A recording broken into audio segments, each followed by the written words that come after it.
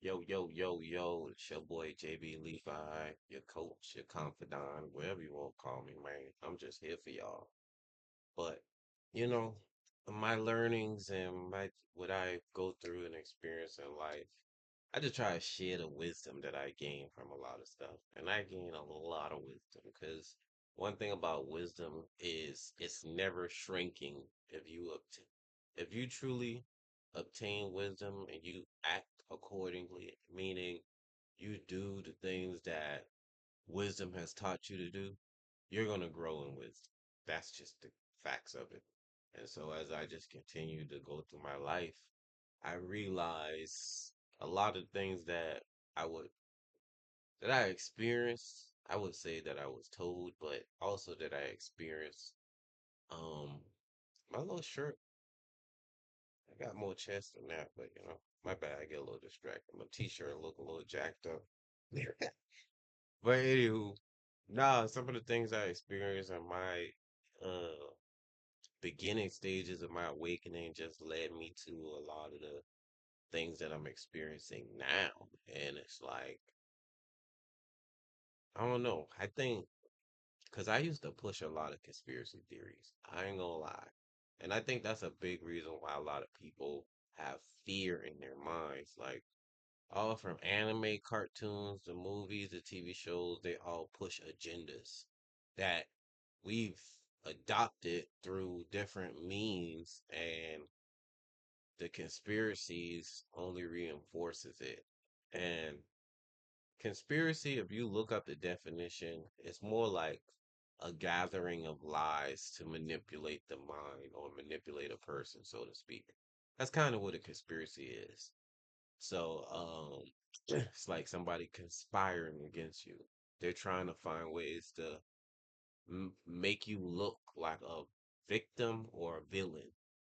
And I think what's happened with me throughout the years, if I break paradigms of victimization, like even when it comes to religion, and I think religion is a big culprit for helping support some of this stuff because people who don't really understand the Bible teaches it from their perspective of what it means.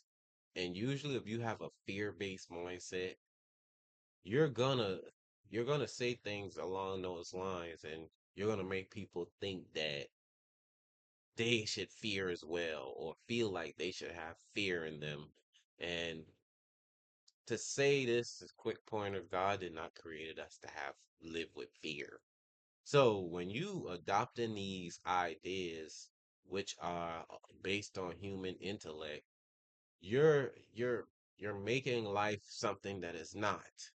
And it's hard to live beyond what you've conditioned your mind around these negative ideas. It's hard to get over that once you've put it in you and say, this is the condition and this is what's going to happen. And I see so many people, and I feel like they struggle with the truth. The Bible says God is the way, or Jesus is the way, the truth, and the light. Whichever one. I don't know if it say God or Jesus, but either one is the same thing.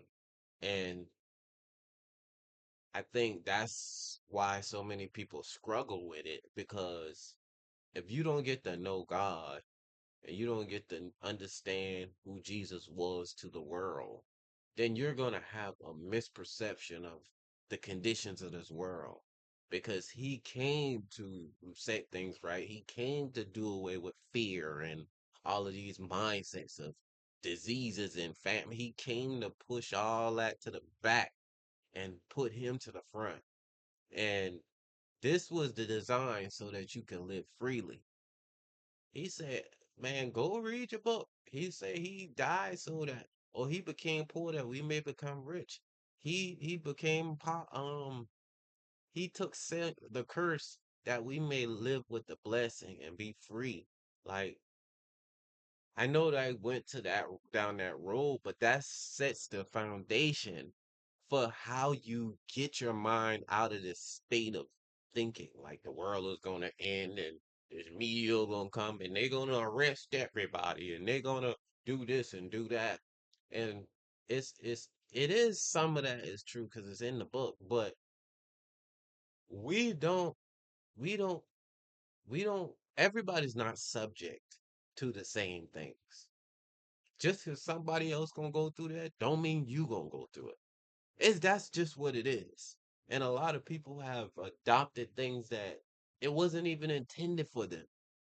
Some of the stuff is in the book as well. It says the law was not even intended for the people who were believers. It was intended for the unbelievers. That's what that law of all of that stuff and these commands that what will happen to you. That's who it was meant for. Once you receive Christ and freedom in God, these are not your problems. You've said, I'm going to cast all my burdens on him and he will deliver me. So a lot of people have not yet really come to know that or accept that or understand that they still struggle and battle with the turmoils in this world. And the Bible also talks about your ground and your foundation being or your building being made of solid things, your foundation being solid, that when the waves and everything come to beat against it, it'll stand the test of time. But somebody who build a house on out of sand or out of straw or something, it goes back to the three little pigs. When you got the house wolf huff and puff and blow your house down, they got that from the reality of what the book says. That's where they got that from. But in reality, that's true. If you haven't had a strong foundation, a strong upbringing, or you don't build your mental to be strong, anything can come and blow it away and you and fear and panic and this and that. So it's very important that you understand who you are in this world through God, through Christ, through his spirit. Christ is just a spirit of God that dwells in us that we can live above the world's conditions. That's what it is. This is a lot of things. So when I talk about this, I just want you to understand what it is and that you don't get lost in trying to appeal to logic, your own human logic. Like that's not sufficient enough. You need something more powerful than your logic because the devil is more powerful than your human logic. So if he can convince you of some things, oh, you will never get pregnant, or oh, you gonna always have this type of thing you dealing with, and ain't no way you can escape it, then and oh, the world is going to, and the economy, and all the government is bad, and nothing you can do about it because it's gonna go worse, and it's just gonna be controlling you and then enslave you. It's like once you live like that, your mind is never gonna be the same. I got a brother who literally went insane because of this stuff. He don't know that's why he went insane. He thought it was just right to think like that because he just knew all of this was true and it's nothing you can do about it. It's gonna happen. We're gonna have robots replace our jobs and all of these things, and it's nothing you can do about it. It's techno. Yeah, I do believe some things are inevitable, but it's not that you gotta suffer with it. Robotics taking over jobs is gonna be years down the line. Why would I hyper focus my attention on that? Why would I just not work towards what I need to work towards so I can be above the system? Or not really even above it, but just above the circumstances that would catch the people who just didn't do anything to get themselves in position to be able to handle it or manage it. That's really what it's all about. And then to come to turn around and find out most people so selfish. Like how we gonna work together to get ourselves out of the situation if we so stuck on stupid, so to speak. SOS. But I ain't saying that, but it's just like that's what it is to not work together to collectively solve these problems. And like I feel sorry for people really because it's like you're not gonna win thinking like that. It's just inevitable. You got a fear-based mindset. Fear, you will not conquer fear with fear. You can't conquer fear with fear. You got to conquer fear with faith. You got to believe in something different, something positive, some better result.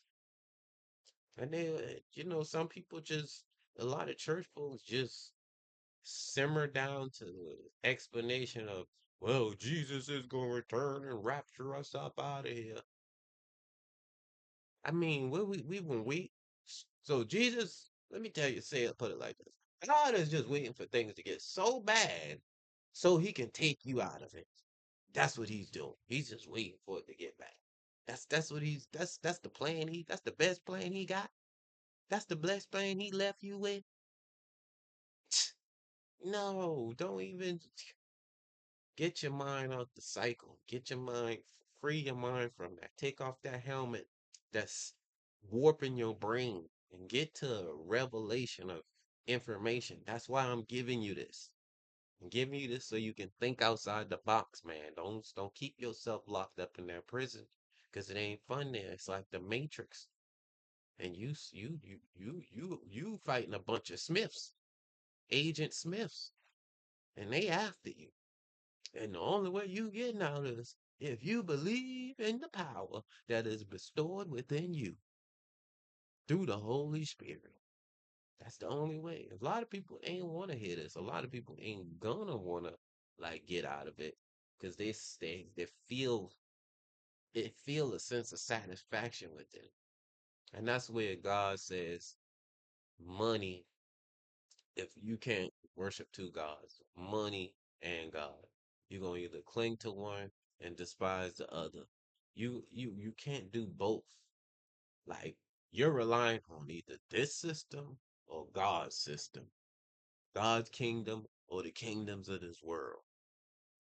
That's what that is. You either relying on one or the other. And if you relying on this system it's not designed to sustain itself. That's the reality of it. And that's why we get these conspiracies, because in reality, at the end, the system is not gonna be sufficient enough to sustain. It wants everybody to have what they want to have. That's typically what we say. We want equality. We want LGBT rights. We want black rights. We want women rights. The system can't hold itself. It got too much imbalances. So we need something that's far greater than this system. And that's what God brought through Jesus. And we got freedom and liberty. But that requires an understanding of what is required of us. And the number one thing that is required is love. Love. We cannot sustain a positive world without love. And you look all around and you see nothing but greed and hatred and despising and backstabbing and talking down on all kind of stuff that is directly against love. And we wonder why the system and the stuff is falling apart because we've sucked out love. We liposuction love out of ourselves. And now we struggling to see what that is. Everybody's so lonely and divided and feel so broken and confused. Why? Because love's been removed. And that's the only way you really know it's the last days. Because they say the love of many gonna wax cold. And it's just what it is. It's not that it's no love here. It's not that, but you have to reenact love. You have to plug love back in the socket, get some power flowing through it, and actually start doing little stuff. That's how you're gonna become rich. The money in the system is not for you. It's you working hard to build somebody else slave camp. You need to reinvest your energy into love, because that's gonna produce what you need to get other people better off so the system can rejuvenate so that you can reenact the kingdom, God's kingdom into this world.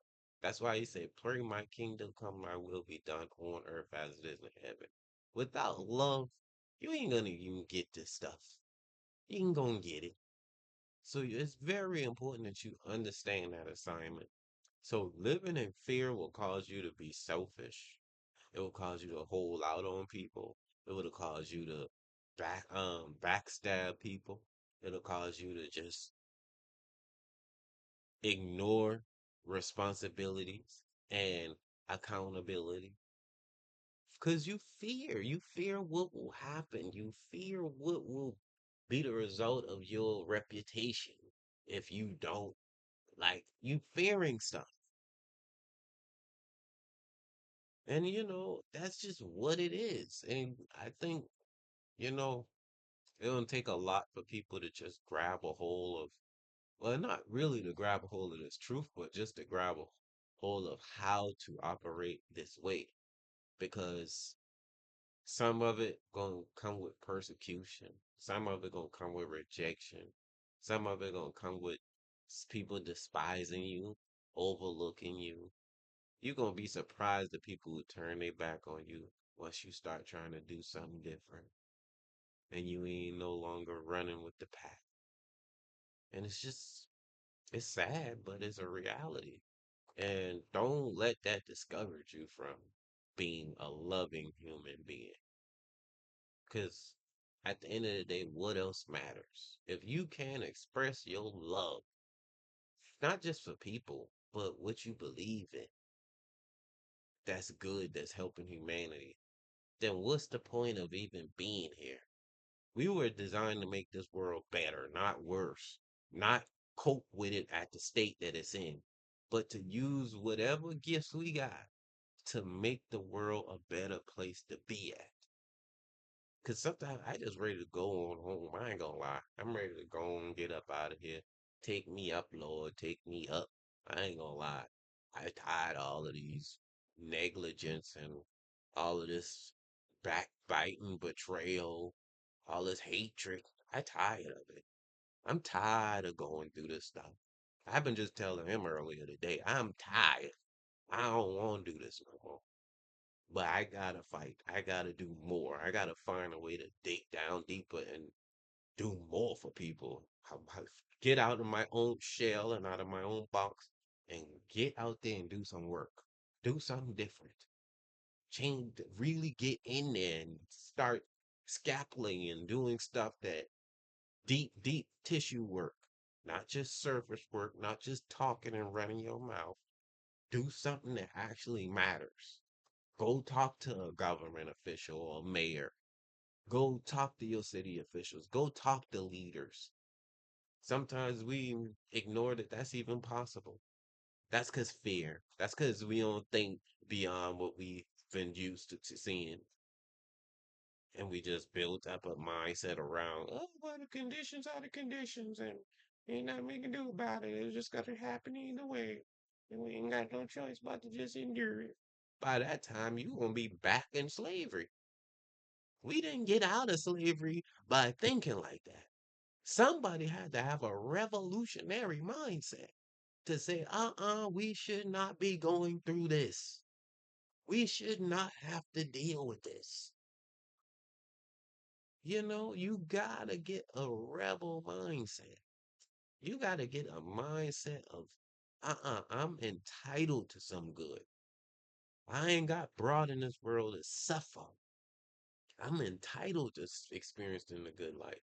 And God ain't create this earth to cause it to go to craps. He didn't create it for that.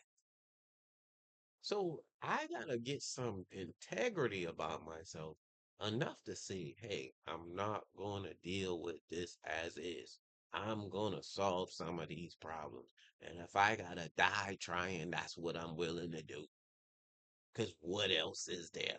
Sit in the dirt and the poop and sit in your disgustedness? That's it? That's what you're gonna do, settle for? So I'm saying all of this to beckon you, to encourage you to fight and push. Don't give in, don't give up. It's not gonna be easy, but push. I promise you, you'll see the fruits of your labor. Peace and love.